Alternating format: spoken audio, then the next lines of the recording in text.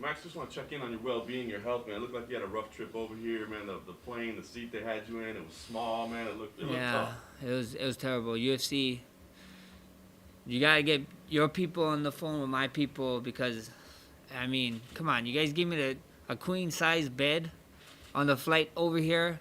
I need a king. Come on, I'm just joking. Like the travel been great. The travel been great. I'm really liking all the precautions that they're taking because you know how I got mini bless at home.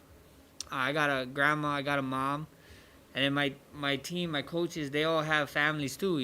They have babies, they have grandmas and grandpas and whatever, and all the precautions that we're taking is much needed. I think we don't want to go home and get someone that we love dearly sick, and something bad's happening from there. So everything from the travel to all the testing, I think so. It's been really great, and the only bad part is like we just getting quarantined so much times. Like how am I supposed to go do and learn the culture here when I'm stuck in the room for 48 hours and now we're free.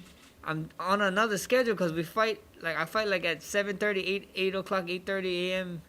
time. So my sleeping schedule is all whack. So I gotta come back, man. This Yas Island from the window is not doing it for me. It's beautiful, don't get me wrong, but I need to learn this culture if it's becoming the 11th island. I got to add another island to the chain. Yes, sir. We're going down. I love it. So much has been made of your training, but you said, hey, I love what they're doing here. I love the precautions. I mean, you obviously made sacrifices to take precautions of your own. So, what was that motivation? Was it your son? I mean, what was the motivation to say, hey, we're not gonna have a typical training camp. We're gonna be careful about this. It was rush. You know what I mean? Like I have the guy who does YouTube with me lives in the house. My girlfriend's a professional surfer, and like we all talked, we all sat down, and we all had that talk. I'm like, guys, like we gotta be serious about this. Like, if any of you guys went out, did something just because you guys was having fun, you guys came home and got my son sick, like we're gonna have a problem, and then my mom and stuff too, we're gonna definitely have a problem. So at the end of the day, we was doing all the right precautions, I was doing the right things, and I was telling them something, even like all of when the pandemic first happened, I made a stay-at-home video. I made a social distancing video, like what am I supposed to do? Contradict myself, My nickname not Starburst. My nickname is Blessed, So at the end of the day, that's what we did. We did the right choices. I put family first, and everything else I knew would fall into place. MMA, mixed martial arts, is all about adapting, and that's what we did. We just adapt. We always wanted to be in front of the pack and never ever in the middle, and we're adapting, and I believe we stood leading the pack. So the biggest story was your training camp. The second biggest story was your hair. Were you surprised how much attention you got on your hair after that promo ran? I think the first thing was actually the biggest story was my hair, and then the training camp was second. To be honest, if you ask me, but I was, I didn't. I guess so. I didn't realize, how everybody loved the. They didn't even like my old hair. They love this hair. They like keep it. So it's amazing. I got my John Mayer vibes, or like what I said, call me Max Dracula, because we be sleeping during the day and up all night in the early morning. So I was getting ready for this fight before I even knew it.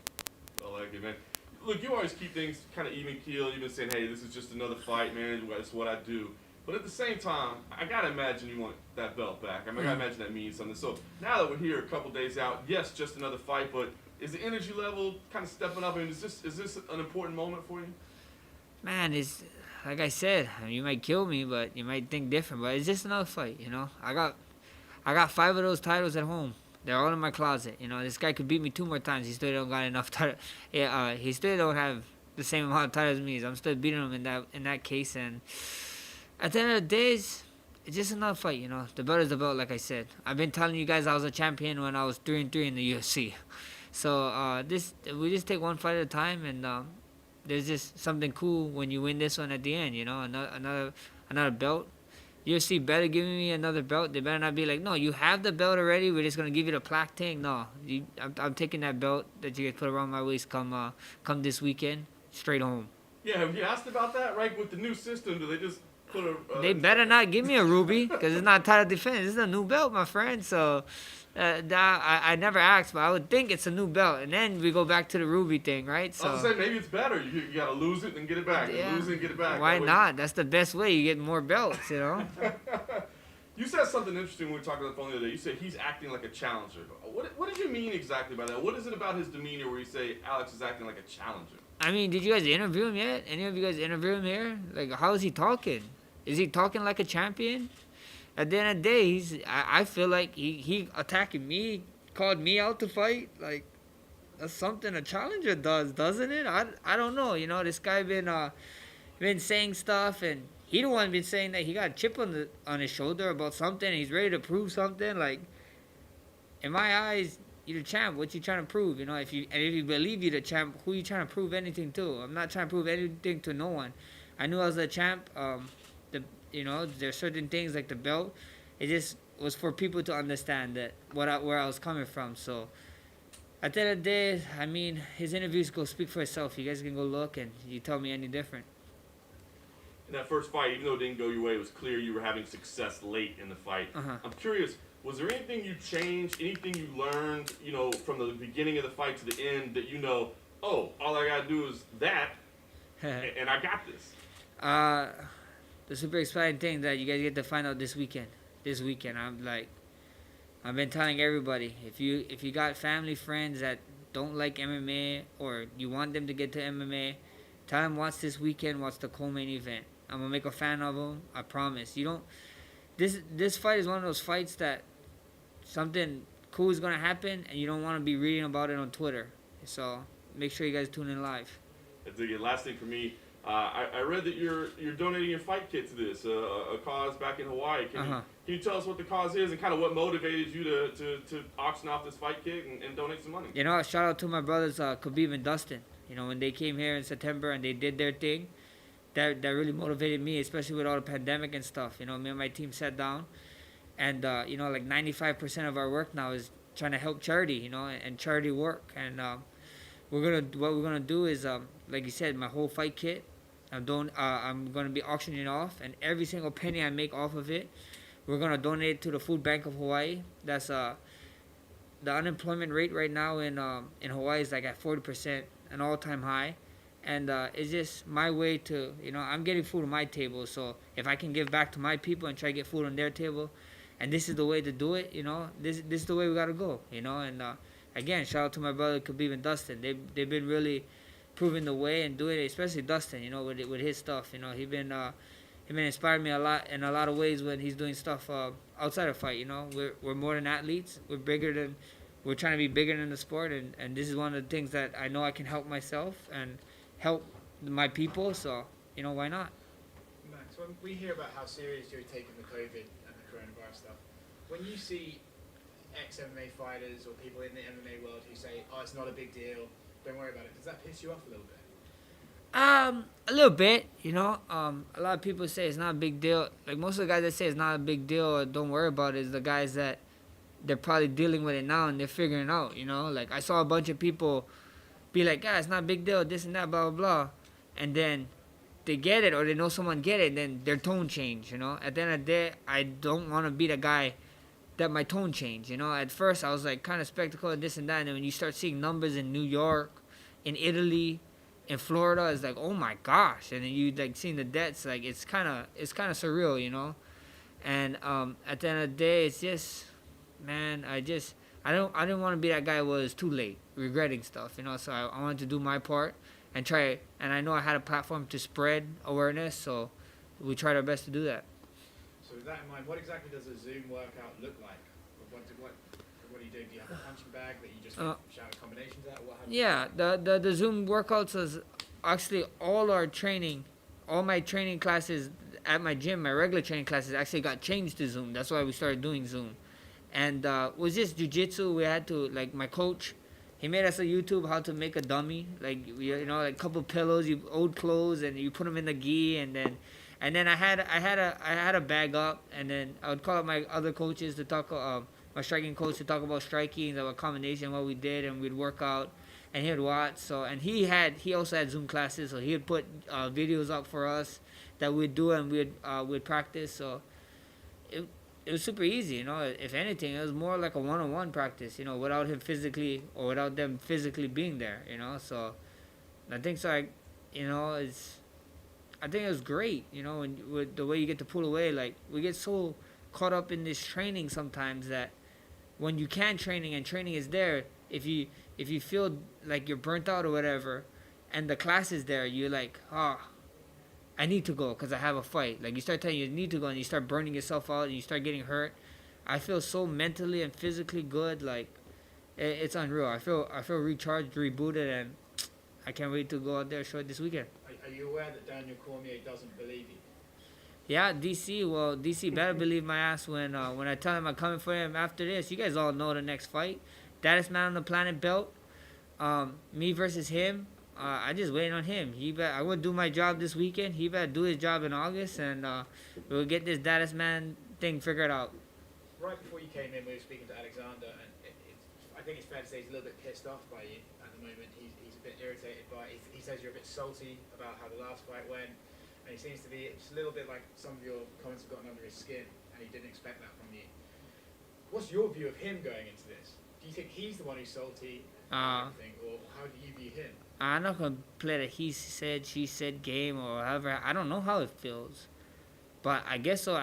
My opinion on me, I thought I won the fight because I think I did, you know. And there's people out there in the world that think he did. I guess we're all salty together. I guess I can start this salty clan. I might make a Facebook page now, and Salty Boys Unite, you know. So it's cool.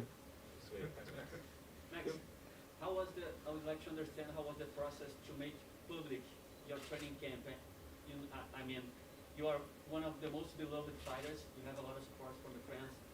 But when you make it public, maybe you have to deal with a lack of belief in yourself. You know, Yeah. maybe people will think, how can this guy win a rematch when he doesn't have the properly training camp? You know what I mean? Yeah, I've been fighting since I was 16, training since I was 16. I've been sparring a lot. If you look, I had 4 title fights in a matter of 12 months. 4 of them, you know what I mean? I know Cowboy had 5, but that was like 3-round fights, you know? I had 4 title fights, and one of them went 4 rounds, and then the other 3 went 5, and one of them being a fight of a year candidate with Poirier, you know? And I think I know what I'm doing, you know? I think so. I figured out and we smart, and I think I know what I need to be done, and I made sure any possible way and everything that I could do that I needed and what I needed for this fight, I did. So to all of them, I'll just be like, just make sure you guys get your guys' ticket ready, jump on the Bliss Express, we're running out of room, and tune in come this weekend because it's gonna be an amazing fight. I promise you guys that. I promise you guys it's gonna be something to see. And do you consider in the future, depending on this fight, how this fight goes, to have a lighter training camp if this goes well? We see what happens, you know, with the pandemic and stuff going on. We still see what happens. I think so. Hawaii is kind of slowly opening stuff up, but yeah, you know, I like how my body feels going into this fight right now. We didn't fight yet, so we will figure it out after the fight. But like I said, I just feel recharged, man. You know, this is the first fight in a long time where I still have the nagging injuries that I have from last fights and last training camps, but nothing new. I mean, when you're sparring and you're training, something always happens. Something new always happens, or you re-injure something more severe. And that wasn't the case this fight camp. I feel great. I feel good going into it, and I just can't wait. I can't wait for this weekend. And who are you picking, Jose Aldo or Peter Young? Man, I hate picking fights. Like I said, I hate picking fights. But like I said, Jose Aldo is still my idol to today. He is, I still believe, one of the greatest featherweights of the world. And for him to go get a second belt would be super dope. So I'm super excited for the guy. I watched their countdown. He seems fired up. He looked great in December at 35. And I just can't wait to go out there and watch him do his thing. You're clearly very happy with your training camp, but how all these restrictions are going to affect your weight cut? to 145. Not It's at all. An easy one. Not at all. Nah, this is probably the easiest weight cut. I know you guys hear me say it all the time, but this is one of the easiest weight cuts, or the easiest weight cuts, weight cut of my life. With the pandemic and stuff, it helped a lot. You know, my girl, she's a professional surfer, so she was at home. She's cooking a lot of meals for me, making me eat well. Every time I try to grab a cupcake or a sweet, she slapped that shit right out of my hand. She's like ninja-like reflexes, so she's the real MVP, and that's why it was good. I mean, the way everybody asked me, oh, how was it taking a fight knowing that you couldn't train doing this and that, and I was like, I had my girl, you know, she was able to help me with that, and it's super great, you know, especially with the pandemic and stuff. We had a scare in Hawaii saying that they might shut down boats of bringing in food and stuff, so we had to be super smart with eating and certain things, so yeah, was this a time to adapt? On that point, though, can you clarify when you ate the double donut chicken sandwich? I saw a lot of people saying, did he have that right before he left? I had it right before I left, Did you guys. Who knows, man? It's YouTube. It's Hollywood. That's why it's there. So you guys tell me. Giving your girlfriend a lot of credit, we've seen a recent trend. Could she be in your corner in the future? Actually, I don't know. I don't know if she would, but I tried to get Mini Bless in my corner this one, but I think so age restriction stopped that. So, yeah, I guess so. I didn't know Mike Perry was I didn't know somebody told me that Mike Perry didn't spar either for this camp, and then also that he had his girl. So I was like, almost pulled a fool Mike Perry with you, but just with Mini Bless. But yeah, age restriction stopped that. So. Age restriction from the flight or the coronavirus or being next to the octagon? I think so, being next to the octagon or like actually trying to license him as a corner. So yeah, that was like there was no way. I guess so they kind of looked at it and laughed, and I was like, okay, cool. Was he disappointed? Oh yeah, he's disappointed. You see that man? That man's my hype man. He's the #1 guy, you know. He's at home. He understands. He knows how crazy this is, you know.